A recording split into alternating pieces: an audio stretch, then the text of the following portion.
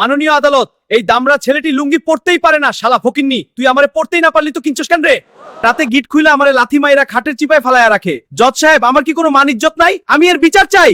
Order, order. কিরে দামড়া, তুই লুঙ্গি সামলাইতে পারছ না তো পস কেন? নিজের ইজ্জতের লগে তুই লুঙ্গির ইজ্জতও মারতাছস। জজ সাহেব, আমার কি দোষ? আমি তো কষায় গিট মারাই ঘুমাই, কিন্তু সকালে উঠা দেই লুঙ্গি হাওয়া, আমি খুঁজে পাই না। ও আইসকা থাইকা ঘুমানোর সময় লুঙ্গির উপরে আর নিচে রশি দিয়া বাইন্দা ঘুমাবি।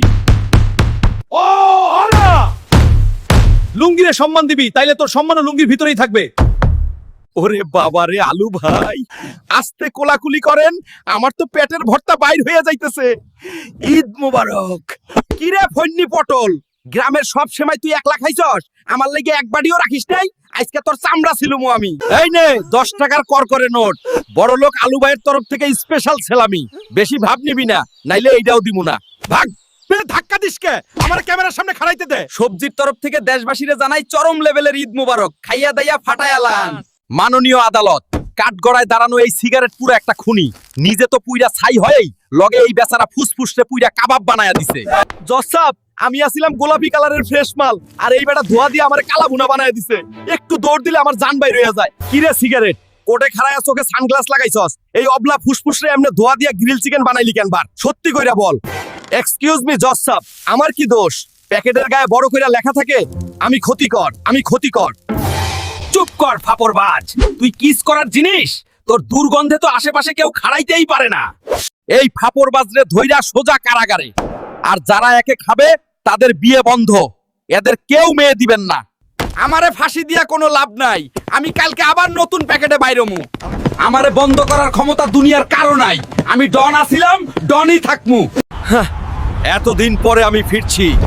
এই শহর আজকে আমার দখলে যাবে, কেউ আমারে থামাইতে পারবে না।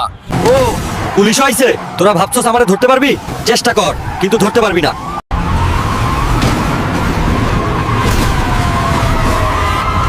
দেখছস, আমি থামি না, আমি ভাঙি। যার সামনে পড়ি তার শেষ।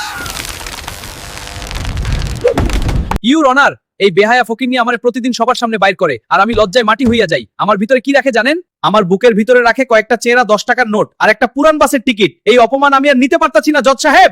তুই কি কোনোদিন একটাও 1000 টাকার নোট দিছিলি আমারে? বলদিছিলি রাতে ঘুমের মধ্যে স্বপ্ন শুনতে 1000 টাকার নোট আমার বুকে শুয়ে আছে। এই কষ্ট তুই বুঝবি না। ইউর অনার, আমি ব্যাচেলার, চাকরি নাই বাকরি নাই, সকালে টিউশনি করি, বিকালে বাপের কাছে হাত পাতি। ইউর অনার, এই মৃত্যুকের কথা কান দিয়া বাইর কইরা দেন। এই ব্যাটার খাজনার চেয়ে বাজনা বেশি। গার্লফ্রেন্ড আছে 6টা, সবারই বিকাশ করে। বাপ মা টাকা পাঠায় পড়াশোনার লাইগা, আর তুই 6টা গার্লফ্রেন্ড পুষিস।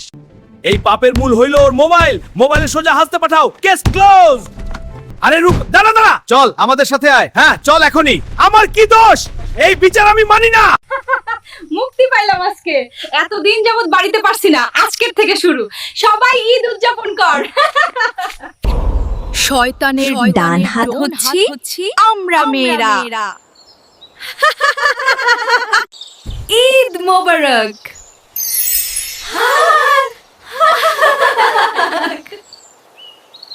ওই ফকিন্নির হাড্ডিরা, আমার কেজি এখন 250। তোদের মতো 2 টাকার সবজি রে আমার পায়ের নিচে রাখি, বুঝছিস? ওস্তাদ, আপনার যে ভাব, মনে লয় আপনি মুরগি না পুরাই সোনার আন্ডা। আমরা তো ভয়েই শেষ। আবে ফার্মের পোল্ট্রি ফাপড় লস কিয়া?